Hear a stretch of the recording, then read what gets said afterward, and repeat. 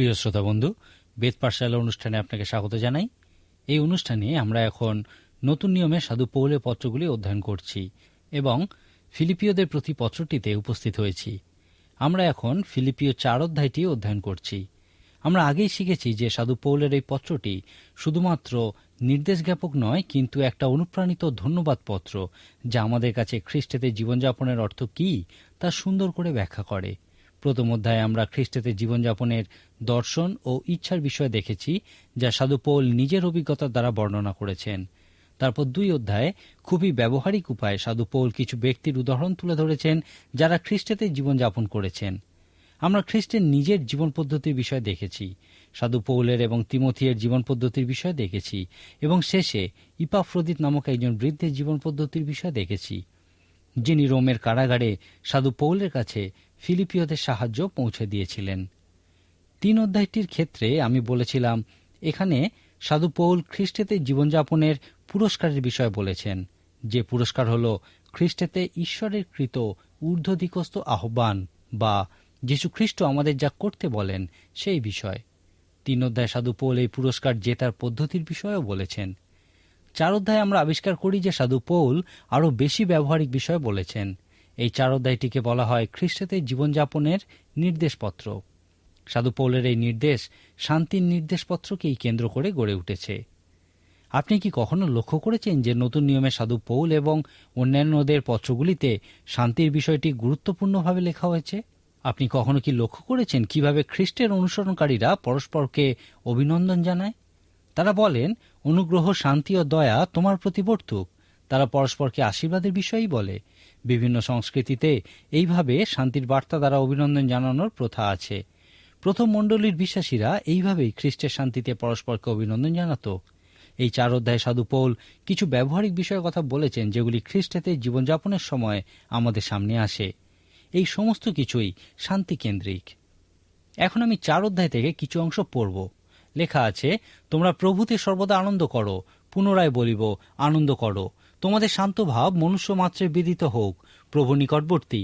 কোনো বিষয়ে ভাবিত হইও না, কিন্তু সর্ববিষয়ে প্রার্থনা ও বিনতি দ্বারা ধন্যবাদ সহকারে তোমাদের যাচনা সকল ঈশ্বরকে জ্ঞাত করো। তাহাতে সমস্ত চিন্তার অতীত যে ঈশ্বরের শান্তি, তাহা তোমাদের হৃদয় ও মন খ্রিস্ট যিশুতে রক্ষা করিবে।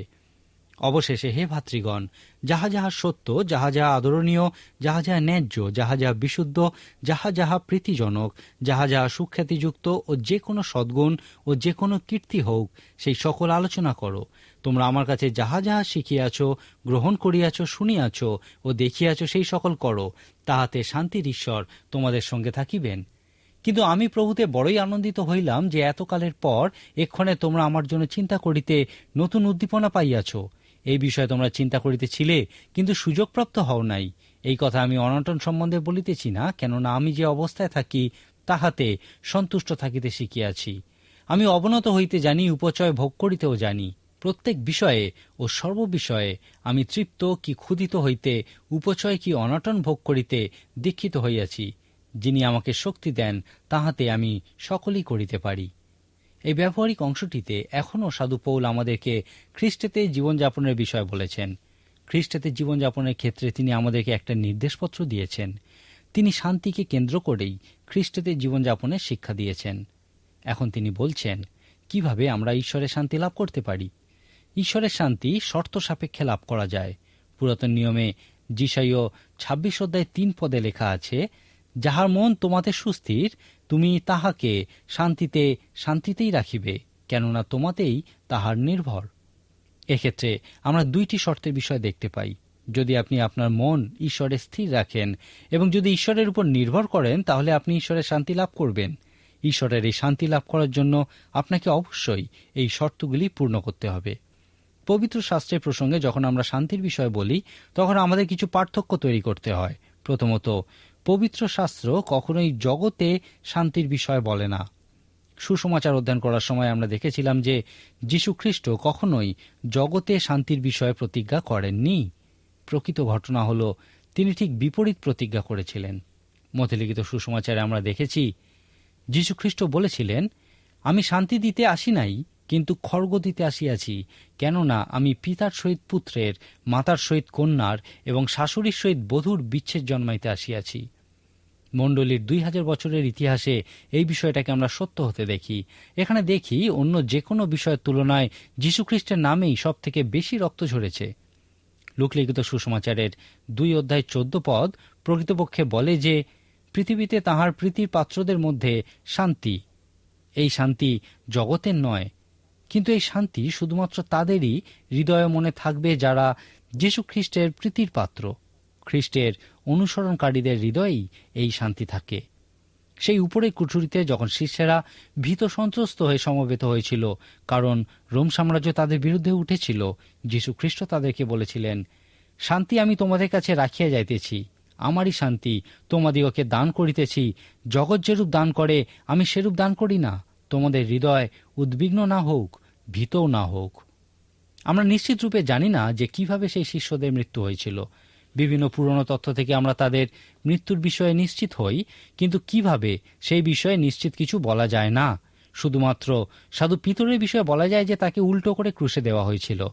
কিন্তু আমরা এই বিষয়ে নিশ্চিত যে এই সময়েও তার হৃদয়ে সেই শান্তি ছিল। যীশুখ্রিস্ট যে শান্তি দেওয়ার প্রতিজ্ঞা করেছিলেন, ইহা প্রত্যেক শিষ্যের ক্ষেত্রেই সত্য। যে কোনো পরিস্থিতিতেই খ্রিস্টের শান্তি তাদের হৃদয়ে ছিল। ফিলিপিও 4 সাধু পৌলও জগতের শান্তির কথা বলেননি। পবিত্র শাস্ত্রে আমরা শান্তির প্রসঙ্গে ঈশ্বরের সহিত শান্তির বিষয়ে উল্লেখ দেখতে পাই। সাধু পৌল সুসমাচার প্রচার করার সময় এই বিষয়ে উল্লেখ করেছেন।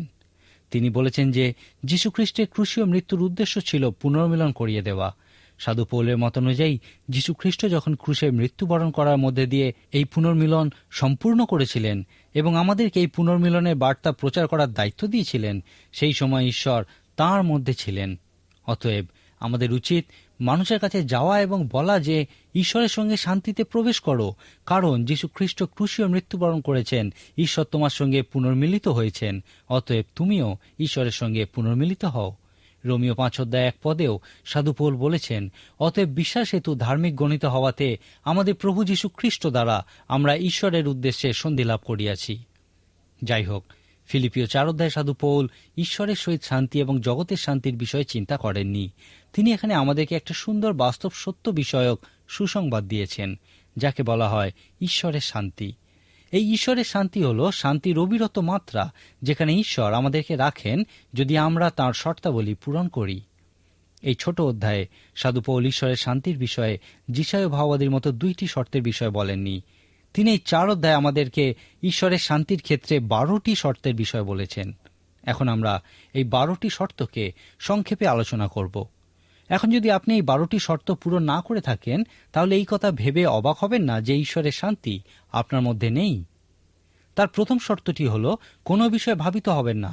আপনার মনে হতে পারে যে ইহা শুধুমাত্র সাধু পৌলের ক্ষেত্রেই সম্ভব, কারণ তিনি ঈশ্বরের বিশেষ ব্যক্তি।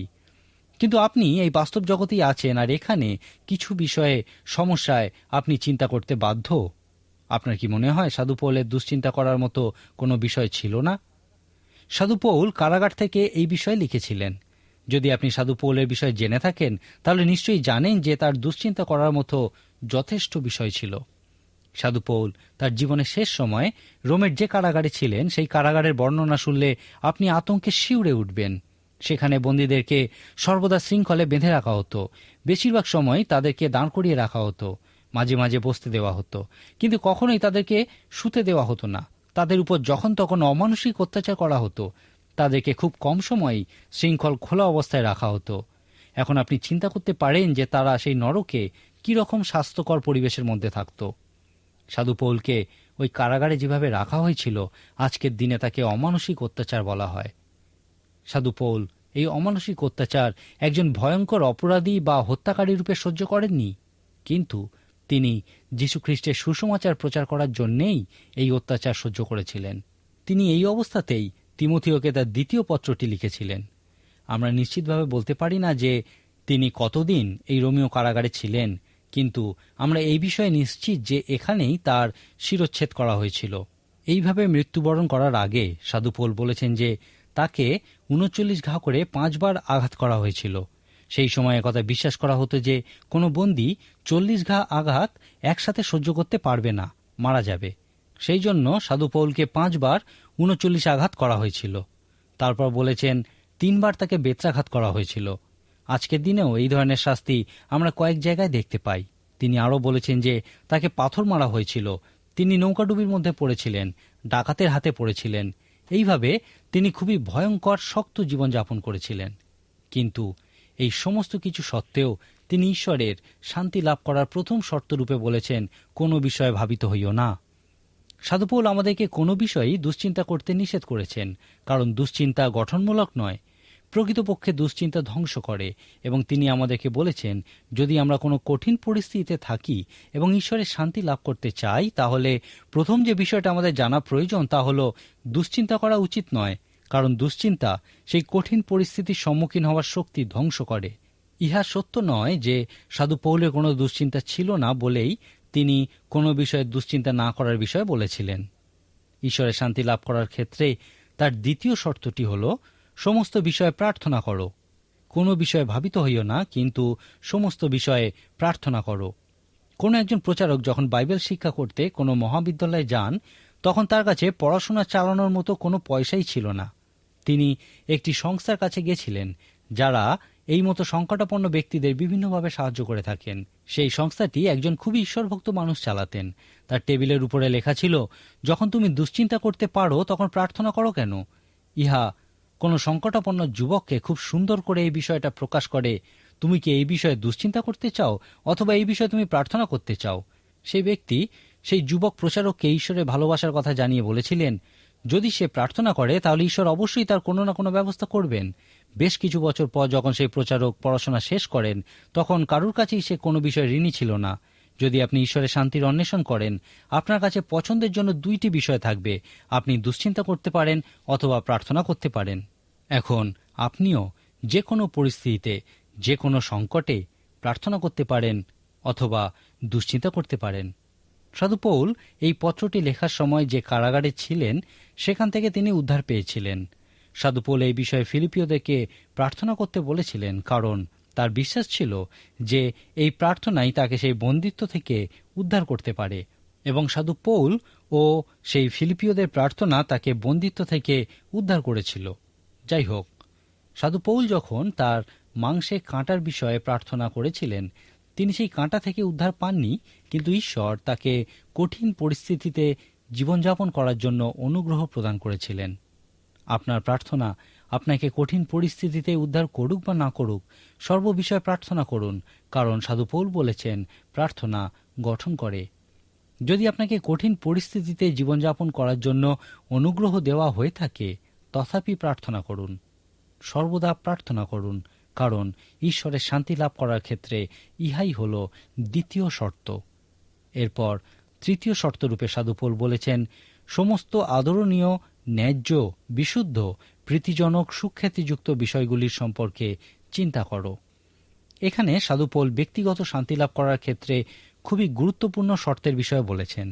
কিছু মানুষ আছেন যারা প্রকৃতই চিন্তা করেন, আর কিছু মানুষ আছেন যারা তাদের পূর্ব সংকল্পগুলিকেই পূর্ণ সংগঠন করেন, কিন্তু মোটেই চিন্তা করেন না। এখন আপনি কিভাবে চিন্তা করবেন সেই বিষয়ে স্থির নিশ্চিত হন। আপনার চিন্তার দ্বারা নিয়ন্ত্রিত হবেন না, কিন্তু আপনার চিন্তা সকল নিয়ন্ত্রণ করুন। আপনি কি বিষয়ে কিভাবে চিন্তা করবেন তার সিদ্ধান্ত নিন। আমার মনে হয় এখানে সাধু পৌল আমাদেরকে শুধুমাত্র ব্যক্তিগত শান্তি লাভ করার শর্তের বিষয়ই বলেননি, একই সাথে তার মানসিক ও দৈহিক সুস্থতার মূল রহস্যের বিষয়েও বলেছেন। এই রকম কারাগারে বন্দী থাকা অবস্থায় আপনার অসত্য বিষয়গুলি চিন্তা করার একটা প্রলোভন আসতে পারে, কারণ আপনাকে অন্যায়ভাবে বন্দী করে রাখা হয়েছে। আমি আগেই বলেছি যে সাধু পৌল একজন অপরাধী হওয়ার কারণে সেই কারাগারে বন্দী হননি, কিন্তু তাকে এই পৃথিবীর একটা নিকৃষ্টতম লোকরূপে কারারুদ্ধ করা হয়েছিল। সাধু পৌল জানতেন যে ঈশ্বরের দৃষ্টিতে তিনি নিকৃষ্ট নন, কারণ তার বিরুদ্ধে যে সমস্ত দোষারোপ করা হয়েছিল তার কোনোটাই সত্য নয়। সেই জন্যই তাকে সর্বদা সেই সমস্ত বিষয় চিন্তা করতে হয়েছিল যেগুলি সত্য ছিল। সেখানে অনেক অসৎ বা অনাদরণীয় বিষয় ছিল এবং তার সেখানে থাকা মোটেই ন্যায্য বিষয় ছিল না, কিন্তু তিনি কারাগারে থাকার বিষয়ে মোটেও দুঃখিত ছিলেন না। তিনি সমস্ত ন্যায্য ও সুন্দর বিষয়ের সম্বন্ধে চিন্তা করার চেষ্টা করেছিলেন। অন্যান্য কারাবন্দীরা এবং রোমীয় সৈন্যরা যারা মোটেও এই রকম সত্য বিষয়ে চিন্তা করত না, তারা তাকে ঘিরে ছিল। এই রকম পরিস্থিতিতে সাধু পৌলকে সমস্ত সত্য বিষয়ে চিন্তা করার জন্য নিশ্চয়ই খুব কষ্ট করতে হয়েছে। এই রকম প্রতিকূল পরিস্থিতিতেও তিনি সেই সমস্ত বিষয়ে চিন্তা করার চেষ্টা করেছিলেন, যার মধ্যে দিয়ে তিনি ঈশ্বরের প্রশংসা করতে পারতেন। ব্যক্তিগত শান্তি লাভ করার ক্ষেত্রে তার চতুর্থ শর্তটি খুবই ব্যবহারিক। তিনি বলেছেন, তোমরা আমার কাছে যাহা যাহা শিখিয়াছ, গ্রহণ করিয়াছ, শুনিয়াছ ও দেখিয়াছ, সেই সকল করো, তাহাতে শান্তির ঈশ্বর তোমাদের সঙ্গে থাকিবেন। এখানে সাধু পৌল কি এমন কোনো বিষয়ের কথা বলেছেন যা করলে আমরা শান্তি লাভ করে থাকি? হ্যাঁ, তিনি তাই বলেছেন। 4 সংখ্যার গীতে আমরা দেখি, গীতরচক ঘুমাতে পারছেন না। তারপর মধ্যরাত্রিতে কিছু সময় তার নিজের বিবেকের সঙ্গে কথা বলার পর তিনি একটা সিদ্ধান্তে পৌঁছান। তিনি তার হৃদয়ে এই সংকল্প করেন যে তিনি ধার্মিকতার বলি উৎসর্গ করবেন এবং সদাপ্রভুতে বিশ্বাস রাখবেন। এই সংকল্প করার পরই তার হৃদয় মহান শান্তিতে পূর্ণ হয়েছিল। তিনি বলেছিলেন, আমি শান্তিতে শয়ন করিব, নিদ্রাও যাইব। অন্য কথায় বলা যায়, তিনি সিদ্ধান্ত নিয়েছিলেন যে তিনি সঠিক বিষয় সম্পন্ন করার জন্য যে কোনো বলি উৎসর্গ করবেন। সাধু পৌল ফিলিপিওদেরকে এই একই কথা বলেছেন। যদি তারা শান্তি পেতে চায়, সাধু পৌল লিখেছেন, তোমরা আমার কাছে যাহা যাহা শিখিয়াছ, গ্রহণ করিয়াছ, শুনিয়াছ ও দেখিয়াছ, সেই সকল করো, তাহাতে শান্তির ঈশ্বর তোমাদের সঙ্গে সঙ্গে থাকিবেন। অনেক সময় আমাদের মধ্যে শান্তি থাকে না, কারণ আমরা সুবিধাজনক বিষয়গুলি সম্পন্ন করি এবং ধার্মিকতার বলি উৎসর্গ করা ও সঠিক বিষয় সম্পন্ন করার মতো সাহস না থাকার দরুন নিজেদের উপর রাগ করি। ব্যক্তিগত শান্তির ক্ষেত্রে সাধু পৌলের পরবর্তী শর্তটি হল, ধন্যবাদপূর্ণ হও। যখন আপনি যত আশীর্বাদ লাভ করেছেন তা গণনা করবেন, তখন অবাক হয়ে দেখবেন যে ঈশ্বর আপনার জন্য কি করেছেন। আপনি সেই বাস্তব সত্য আবিষ্কার করবেন যে আপনার ব্যক্তিগত শান্তি হল আপনার ধন্যবাদের আরাধনার ইতিবাচক ফল। ইহা সত্য, কারণ যখন আপনি ধন্যবাদের আরাধনা করেন, তখন আপনার চিন্তাগুলিকে নেতিবাচক বিষয় থেকে দূরে ইতিবাচক বিষয়গুলির দিকে নিয়ে যান। উদাহরণস্বরূপ দেখি, যদি আপনি শারীরিক অসুস্থতার কারণে কোনো কোনো ক্ষেত্রে অক্ষম হয়ে পড়েন, তখন আপনি কি এই অক্ষমতার কারণে দুঃখিত হবেন? না, তখনও আপনার শরীরের সক্ষম অংশগুলির জন্য ঈশ্বরের ধন্যবাদ দেবেন, প্রশংসা করবেন। আপনার সামনে নির্বাচনের জন্য এই দুইটি বিষয়ই থাকবে। এখানেই আপনার জীবনে কৃতজ্ঞতার বিষয়টি প্রকাশিত হয়। সাধু পৌল বলেছেন, ধন্যবাদপূর্ণ কৃতজ্ঞতার দৃষ্টিতে সমস্ত বিষয়ের প্রতি দৃষ্টিপাত করতে। ফিলিপিওদের প্রতি এই পত্রটিকে আনন্দের পত্র বলা হয়। কারাগারে থাকাকালীন সাধু পৌলের সামনেও দুটি বিষয় ছিল। তিনি তার বন্দিত্বের বিষয়ে দুঃখ করতে পারতেন, আবার তখনও তার যা কিছু ছিল সেই সমস্ত কিছুর জন্য ঈশ্বরের ধন্যবাদ প্রশংসা করতে পারতেন। তিনি তখনও জীবিত ছিলেন, তখনও তিনি প্রার্থনা করতে পারতেন, খ্রিস্টের সহভাগিতায় থাকতে পারতেন। কেউই তার কাছ থেকে খ্রিস্টকে কেড়ে নিতে পারত না। সেই জন্যই তিনি বলেছিলেন, ধন্যবাদপূর্ণ হও, কারণ কৃতজ্ঞতা হল এমন একটি শর্ত যা আপনার ব্যক্তিগত শান্তি এবং আত্মিক নির্মলতা বজায় রাখার জন্য অবশ্যই পূর্ণ করতে হবে। এরপর সাধু পৌল বলেছেন, শান্ত ভাবের সুখ্যাতি বজায় রাখো। শান্তির সঙ্গে শান্ত ভাবের কি সম্পর্ক? সাধু পৌলকে যখন সেই কারাগারে সৈন্যদের পাহারায় শৃঙ্খলাবদ্ধ করে রাখা হয়েছিল, তখন যদি তিনি অশান্ত হতেন এবং তার শৃঙ্খল ভেঙে ফেলার চেষ্টা করতেন, তাহলে তিনি কি তার জীবন দর্শনের শান্তির বিষয়টি দেখাতে পারতেন? এই শান্ত ভাব হল স্বীকার করে নেওয়া বা মেনে নেওয়ার ক্ষেত্রে শান্ত ভাব। এই মেনে নেওয়া শান্তি নিয়ে আসে। এখানে সাধু পৌল বলেছেন, আপনার জীবনের যে কোনো পরিস্থিতিকেই ঈশ্বরের ইচ্ছা রূপে মেনে নিন, কারণ এই মেনে নেওয়ার মধ্যে দিয়েই শান্তি আসে। সাধু পৌল এই প্রসঙ্গে শান্তভাব বলতে একজন মানুষের বিষয় বলতে চেয়েছেন, যিনি ঈশ্বরের ইচ্ছা মেনে নিয়েছেন এবং ঈশ্বরকেই তার জীবনের সম্পূর্ণ নিয়ন্ত্রণ সমর্পণ করেছেন। সাধু পৌল ধৈর্য ধরার কথাও বলেছেন। উলম্ব মাত্রায় ধৈর্য হল বিশ্বাসের সঙ্গে অপেক্ষা করা। মাঝে মাঝে ঈশ্বরের সঙ্গে চলার ক্ষেত্রে আমাদের ঈশ্বরের জন্য অপেক্ষা করতে হয়। আর এই সময় আমরা আবিষ্কার করি যে ঈশ্বর তাড়াহুড়ো করেন না এবং আমাদেরকে ধৈর্য ধরতে বলেন। ঈশ্বরের সঙ্গে আমাদের সম্পর্কের ক্ষেত্রে ধৈর্য হল বিশ্বাসে অপেক্ষা করা। সমান্তরাল মাত্রায় বা মানুষের সঙ্গে আমাদের সম্পর্কের ক্ষেত্রে ধৈর্য হল প্রেমের সঙ্গে অপেক্ষা করা। মাঝে মাঝে প্রেমকে অপেক্ষা করতে হয় এবং ইহাই হল ধৈর্য। সাধু পৌল এখানে ফিলিপিওদেরও আমাদের যে ধৈর্যের বিষয় বলেছেন তা হল আত্মার ফল। এই ধৈর্য হল ব্যক্তিগত শান্তি লাভ করার ক্ষেত্রে অন্যতম শর্ত। এরপর সাধু পৌল দৃষ্টি উত্তোলন করতে বলেছেন। সাধু পৌল শান্তির ক্ষেত্রের পরের 4টি শর্তে যীশু খ্রিস্টের সঙ্গে তার সম্পর্কের বিষয়ে বলেছেন। ঈশ্বরের সঙ্গে নিকট সম্পর্কের বিষয়ে ভুলো না। সেই কারাগারে প্রচণ্ড যন্ত্রণার মধ্যে সাধু পৌল তিমথিওকে শেষ কথা রূপে লিখেছিলেন, কেহ আমার পক্ষে উপস্থিত হইল না, সকলে আমাকে পরিত্যাগ করিল, কিন্তু প্রভু আমার নিকটে দাঁড়াইলেন এবং আমাকে বলবান করিলেন। সাধু পৌল কখনো একা ছিলেন না। তিনি বলেছেন, যে কোনো কঠিন পরিস্থিতিতে, এমনকি নির্জন কারাবাসেও আপনি শান্তি পেতে পারেন যদি আপনি সর্বদা ঈশ্বর যে আপনার নিকটবর্তী তা মনে রাখেন। এরপর সাধু পৌল বলেছেন, তোমরা প্রভুতে সর্বদা আনন্দ করো, পুনরায় বলিব আনন্দ করো। এখানে প্রকৃতপক্ষে সাধু পৌল বলেছেন, খ্রিস্টকে জানার মধ্যে দিয়ে তুমি তোমার আনন্দ পূর্ণ করো।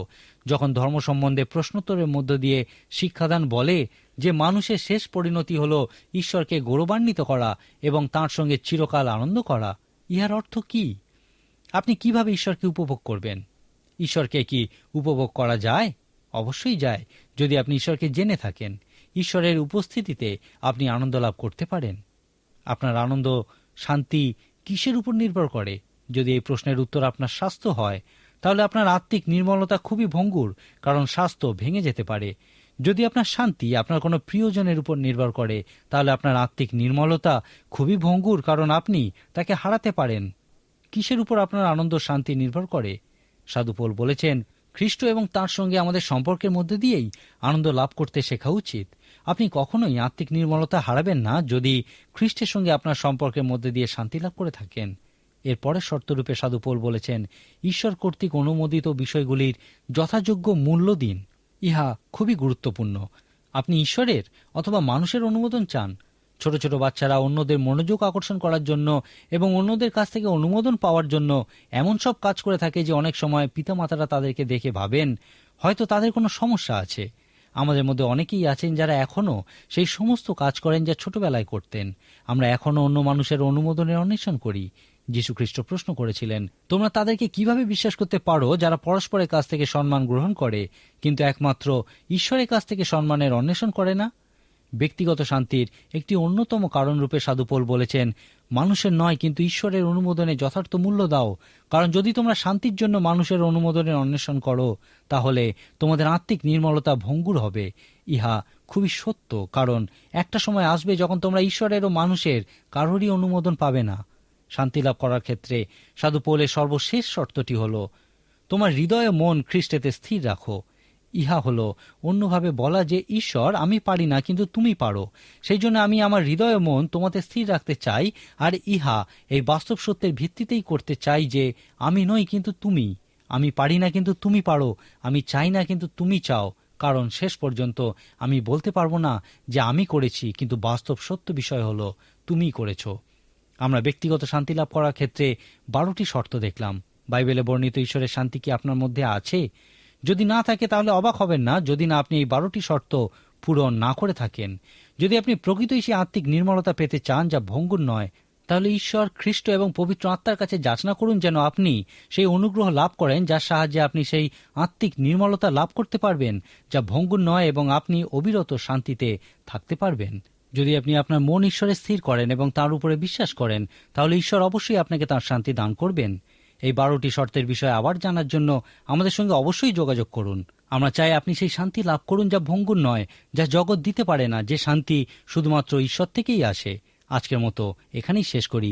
ঈশ্বর আপনার মঙ্গল করুন।